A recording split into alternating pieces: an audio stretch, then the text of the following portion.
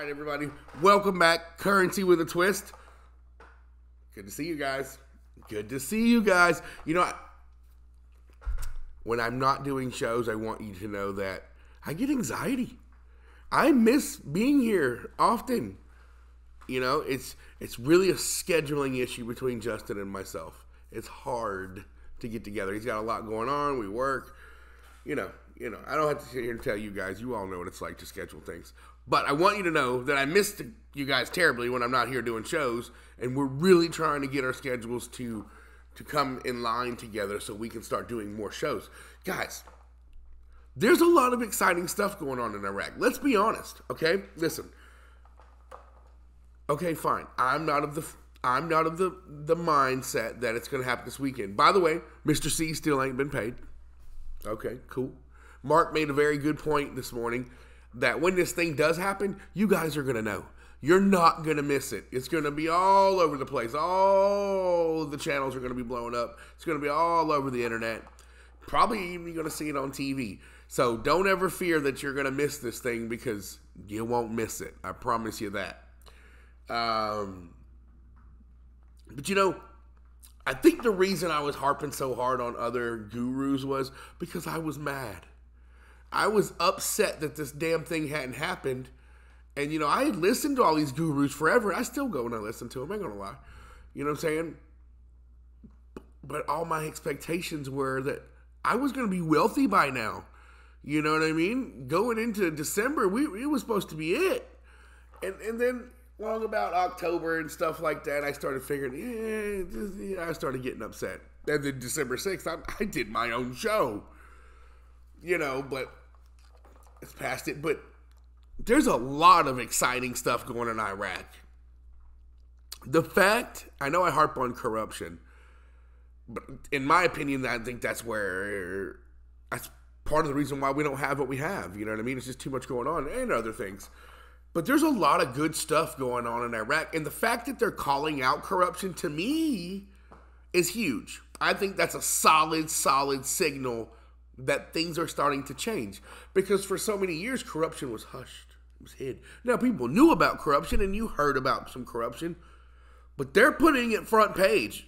So-and-so did this. So-and-so did that. These people are investigated. They're not letting people get away with all that stuff no more. I really feel good about the fact that they're calling out the corruption. And the media is posting it. The government's not saying, hey, whoa, you can't post that. You're not going to talk about that. No. They're allowed to post it. They're posting it. And I think that's great. That's good news. But also, did you guys hear the governor of Najaf? Closed. Hold on. All right. Governor of Najaf announces oil discovery. What? More oil? Let's see here. This is dated from today, January 25th, 2024. Iraq oil and gas news.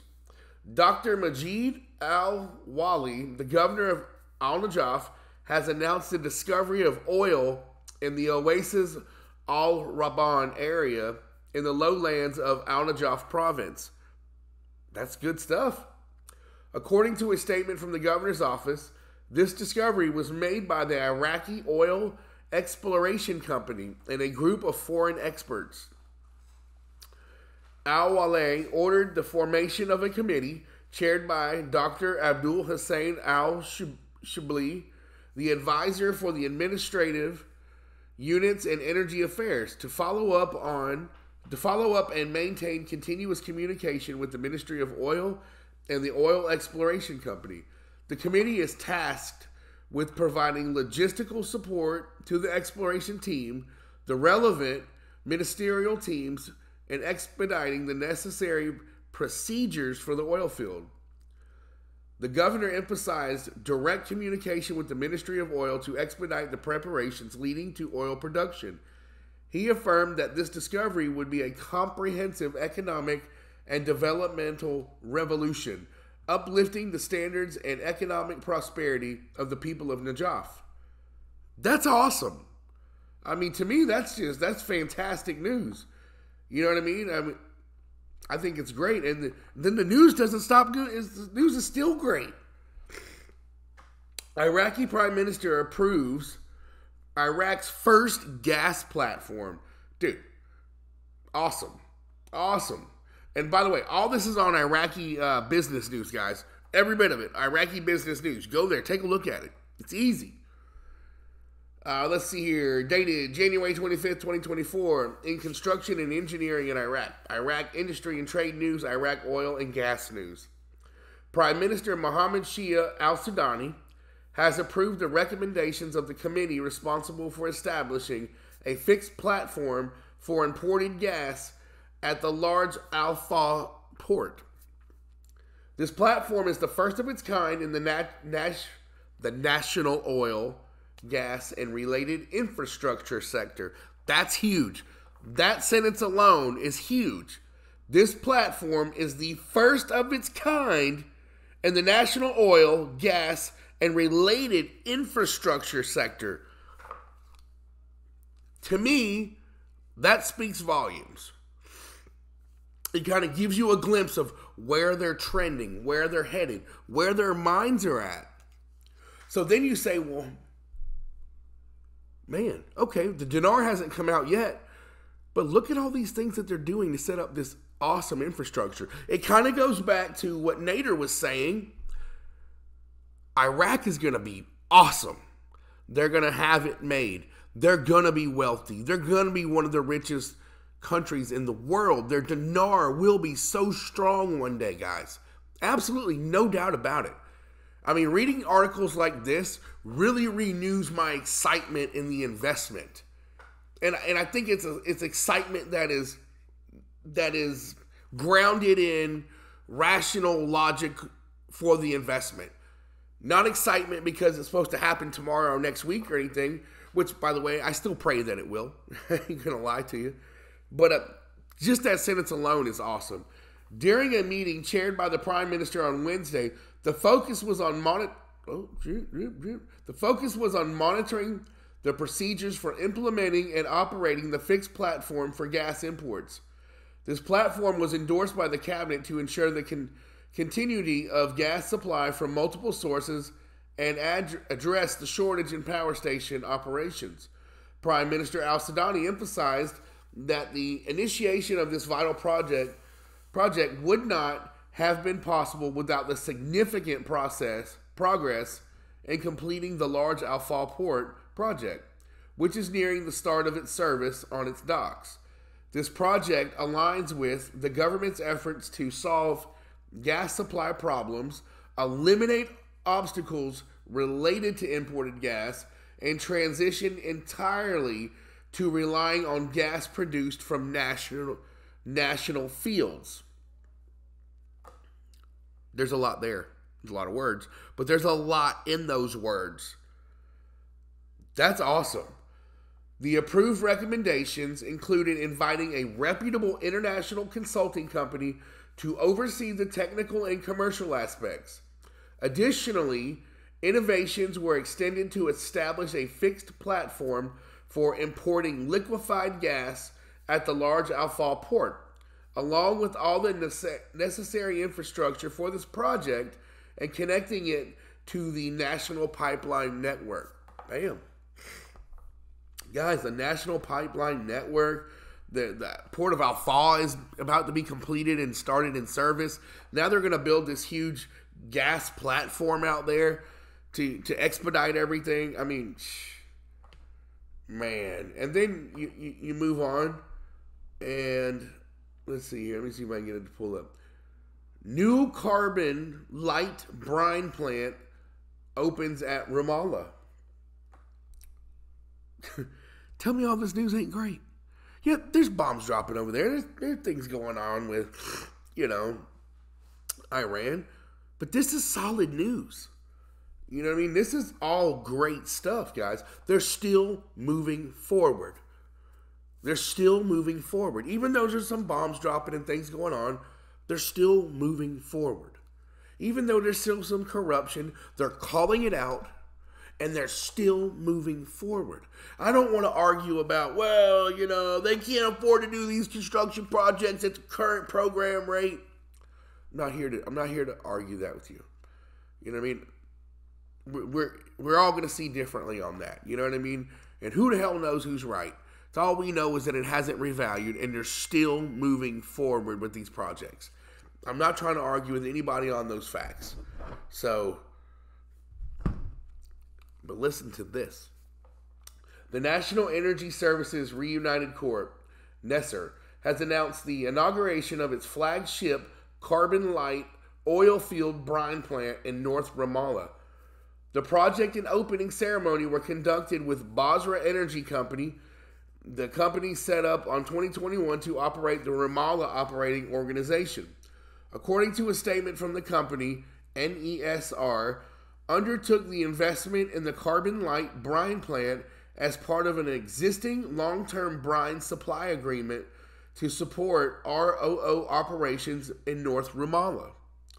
Leveraging partner Clean TEQ's continuous ion filtration and high recovery reverse osmosis technology, the first such deployment globally in the upstream energy sector.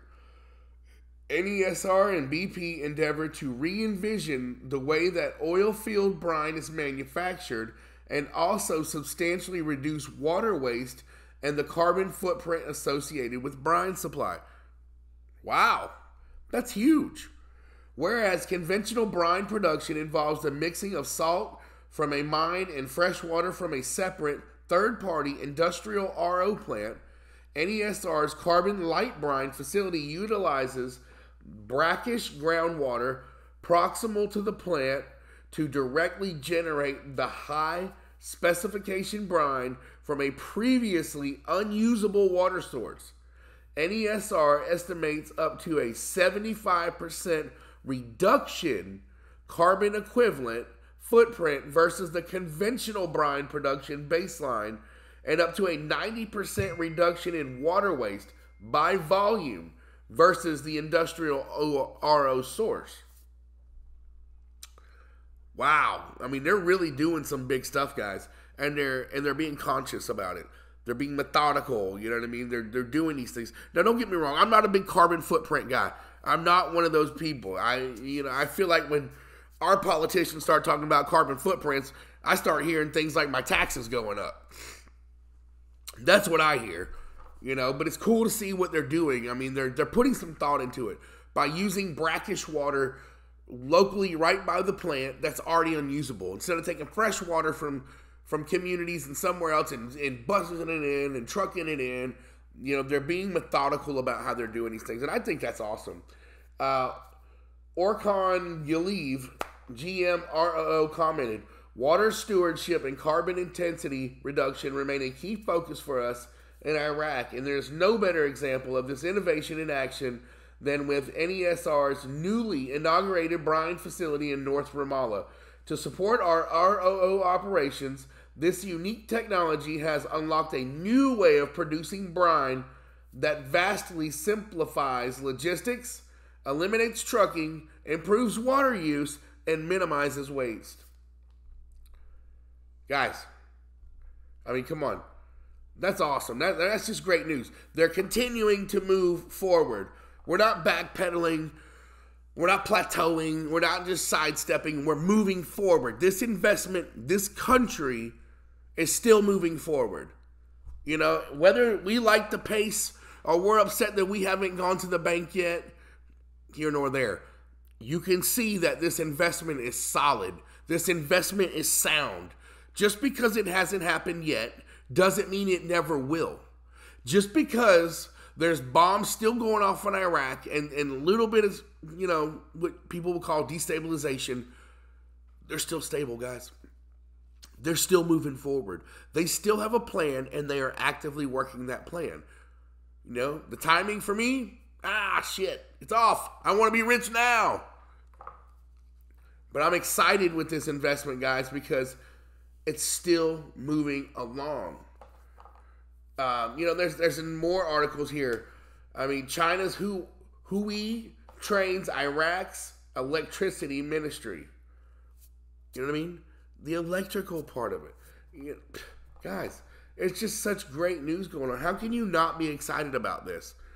China's Huawei has organized a technical seminar at the Ministry of Electricity's headquarters focused on digital transformation, the future of energy, and programs for protecting electrical systems. The seminar was attended by the Director General of the Technical Department, along with several specialists in advanced engineering and technical staff. The participants provided a detailed explanation of the programs and advanced technologies employed by Hewing Communication Systems and digital transformation. They elaborated on how modern digital technology contributes to achieving sustainability and creating smart communities aimed at development in the advanced world of technology, specifically in managing smart electrical systems. Look at how they're trending. To me, that is awesome. They're not just trying to jump out here and, hey, we're Iraq, we're good now, give us the money. You know what I mean? Sorry, that's just how I envision it. Give me $1 billion, I'm going to be like, But anyway, look at how they're trending. They're really putting some thought into the things that they're doing. I mean, hot damn, guys. It's exciting. It's exciting to be in this investment. It's irritating to be in this investment at times. Yeah, absolutely, no doubt. But I'm excited about the investment, guys. I mean, 100%. I'm excited about it. I think it's awesome. Emergency health care boosted across Iraq. That's awesome.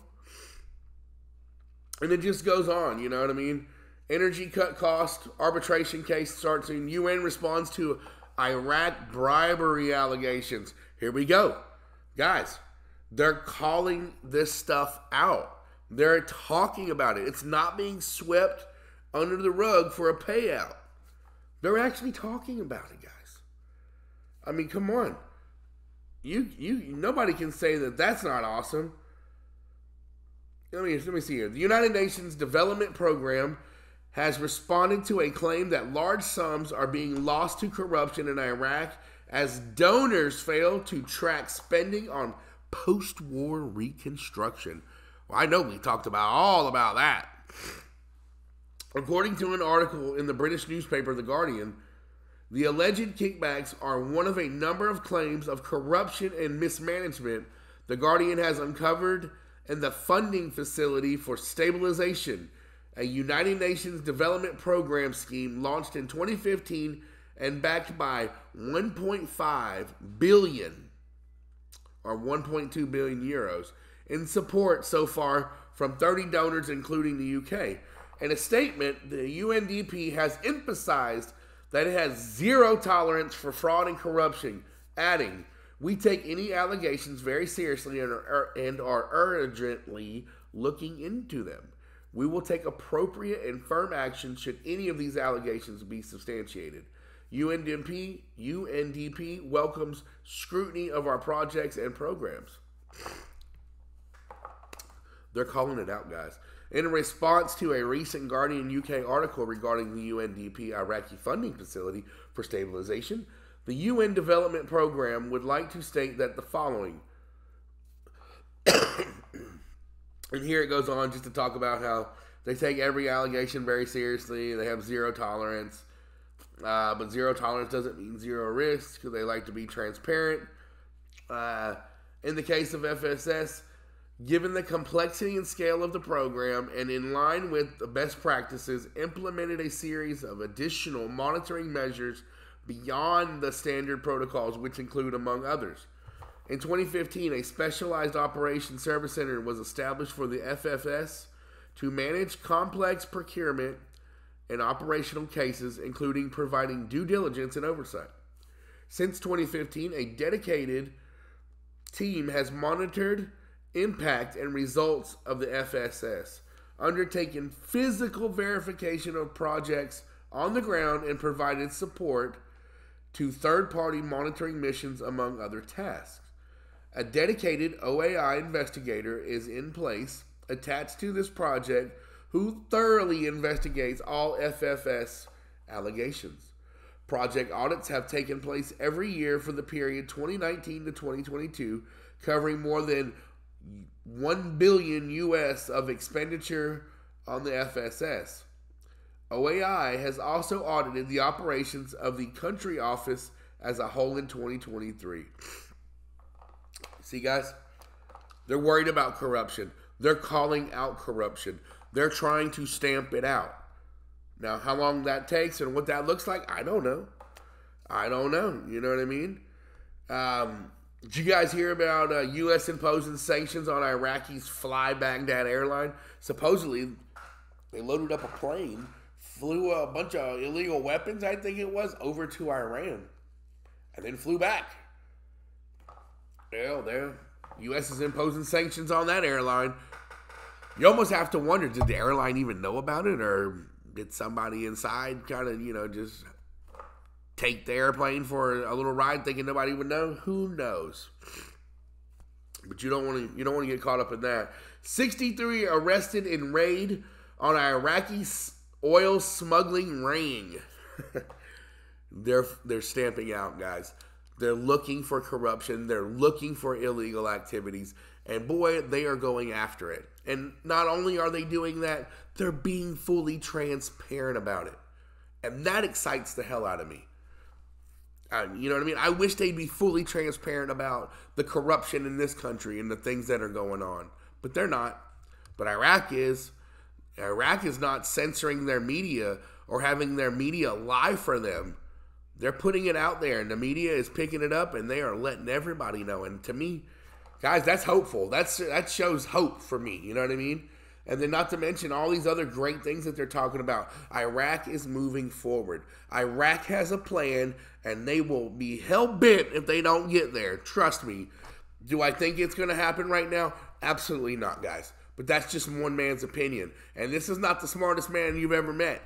Though I am very handsome, you would probably think that I was, but I'm just here to tell you I am not. How many of you guys have watched or listened to, was it USA Watchdog had on the guy who wrote The Great Taking? Man, I'm still listening to that, guys. I mean, what this guy has to say is just shocking. It's scary. It's scary talking about the derivative markets and how they're not real, but they can take real things. You know what I mean? How about this? You pay your house off. Say you pay your house off. You're like, man, debt-free. Dave Ramsey got me here. I'm debt-free. I don't know, on the house. And then you find out when you get this letter in the mail from J.P. Morgan. Hey, you got to pay us rent or you're going to have to get out. And you're like, well, wait a minute. I paid my house off. Yeah, your house was tied to a derivative. And we hold that note on the derivative. We paid it off. It's like $55 billion or $55 trillion, whatever. So, technically, you still owe us because it was tied to a derivative. And you're like, what are you talking about? And the next thing you know, the sheriff's there taking you to court because you're about to be evicted from a house that you think you own because you paid it off because it was tied to something that didn't really exist, but it did exist because now it's taken away your real thing. See, on paper or something, what does he say? You may be the beneficiary of the thing, but you don't own it. It's creepy, man. It's scary. Downright scary. And they've been talking about that stuff in Davos. What was the president's name? Malay or whatever. He was in Argentina, and he was letting them know. Or not from Argentina, but he was in Davos talking. Man, he was letting them know, hey, if you think communism is the way to go, you are wrong. If you want to be on the side of freedom, well, Argentina will stand with you. That's not how he said it, but that's the gist that this guy got from it. And then you take Jamie Dimon from J.P. Morgan Chase. That guy's a snake. Smart, but he's a snake. Why would he be up there on stage talking about Donald Trump the way he was? Like, he was backing Donald Trump. He liked Donald Trump. Okay, that's great. I'm glad you like Trump. That's cool. Are you afraid of some backlash? Because you already know your buddy Mr. Schwab and all those other people from his group, the World Economic Forum. You will own nothing, but you will be happy. Yeah, those people. Those people, the derivative markets. Look at the crash, what was it, in 2007 and all that? The home market foreclosures all tied to the derivative home market. You had people at Countrywide Mortgage, huge, large mortgage company. Yeah, no problem. You can get that house, brother. Yeah, oh, wait a minute. They got 50,000 equity in that house. Yeah, you want that? We'll give it to you at the closing. Hell yeah, give me the 50,000. I'll take all the equity out of the house before I put my sofa in there. Yeah, and then they knew damn well because those people didn't understand how money works. And what they do? They went and put a put option, a short on their own company, knowing damn well that the company was going to go out of business. And they would make more of a return, more of a profit by destroying Countrywide than they would getting people into sensible home loans that they knew they wouldn't default on. They knew these people were going to default on them home loans before 24 months. Guys, it's like derivatives are like a 4-letter word, you know. They're giving these people these mortgages, and they were giving these people these mortgages back then, letting them take all the equity out of the house at the closing. What were they doing with it? They weren't investing the money, 90% of them or more. Furniture, a new car, vacations, clothes, jewelry. They were doing all sorts of things with the money that they ought not, because most people, guys, let's be honest, don't understand how money works. So then, now they got this house, all the equity's gone in it. You know what I mean? They're not going to be able to refinance this thing. For what? They can't cover the mortgage. And the people that wrote the mortgage sold this thing off 5 different times after you know, they wrote the note on it. And then finally these people defaulted on it. And what happened to Countrywide? They lost. They lost their ass. They went out of business. How many of those places did that back then? Just saying, guys. Just saying. We're still facing that kind of stuff. Those were the guys, the Schwabs, Klaus Schwab, and all these people. They were the type of people that were behind that evil. And what were they able to do? All the big banks. What were they able to do? They bought up all the assets of the smaller banks that lost their butts for pennies on the dollars. When you started seeing banks go out, who was there to pick it up? The big boys.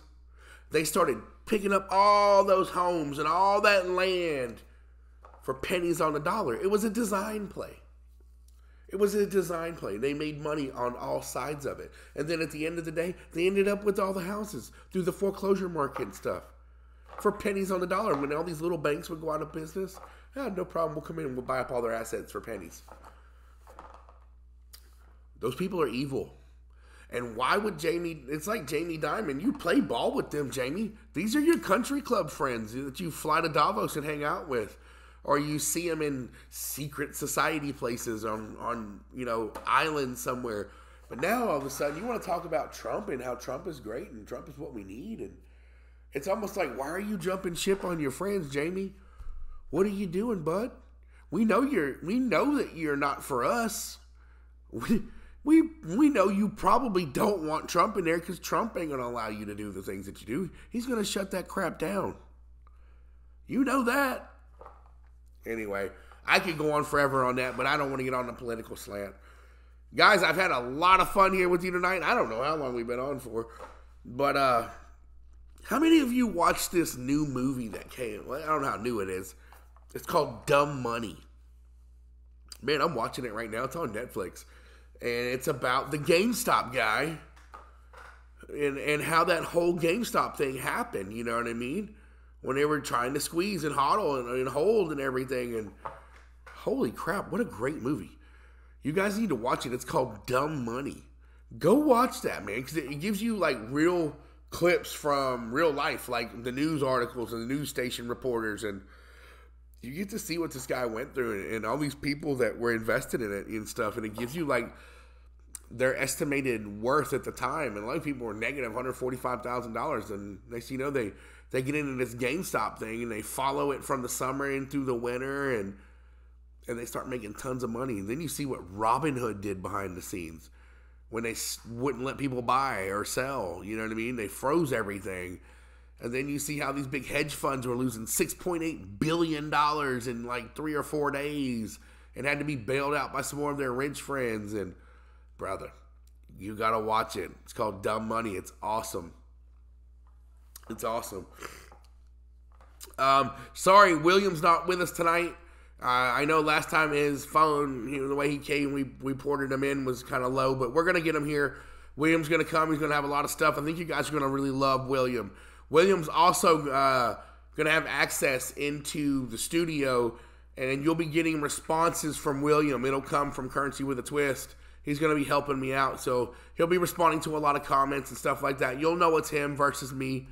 Trust me, he'll make sure that you know it's him, not me. And you'll know it's me and not him whenever I respond. You know what I mean? So, hey guys, I won't keep you. I know there's other things that you need to be doing. Like I said, Justin and I were really trying to get back in line with our schedule so we can do more shows. You know what I mean? There's a lot of great news in Iraq. There's a lot of great news in Iraq. I'm really starting to focus a lot of time on Vietnam. I really want to get more proficient and get to know what's really going on in Vietnam. I hold a lot of Vietnamese dong. I hold far more dong than I hold anything, you know what I mean? So I really have a lot of hopes and prayers and dreams and thoughts and wishes for Vietnam, But, hey, I'll let you know what I come up with, you know what I mean? Guys, I want to say thank you for being here. Please subscribe. Please tell your friends. Please have them subscribe. I know not everybody likes me. I know I probably make a lot of you guys mad and stuff like that, but I'm as real as they come. And I promise you this. One day you'll be like, well, goddamn, that dude was honest. I'll tell you that. He might not know everything, and he might be damn dumb sometimes, but he never lied to us. So he's got his integrity at the end of the day. So please like and share. Please hit the notification bell, all that good stuff.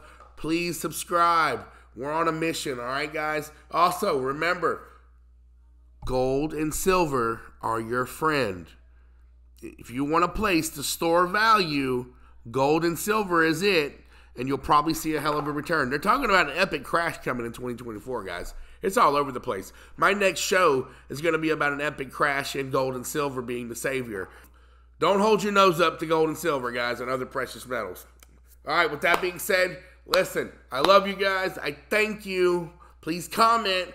Because I like to read them, and I will be responding. Guys, Currency with a Twist is